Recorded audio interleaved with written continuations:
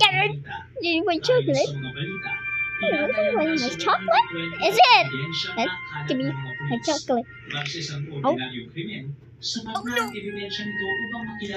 Oh, what? I'm eating. Get out chocolate.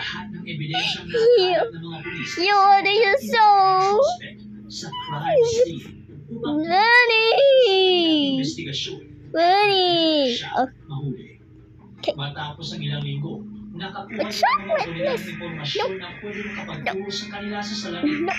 Nalaman nila na dinala ng suspect ang company car sa isang kalapit na bar at inilipat ang mga boxes nila ng pera sa isang nakakaw na sasakyan.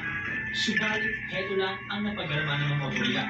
Ang konting ebidensya nito at isang black and white sketch ng suspect ang tanging hawak nila. Ang unang suspect ng mga otoridad ay isang 19-year-old na binata ng anak ng isang pulis.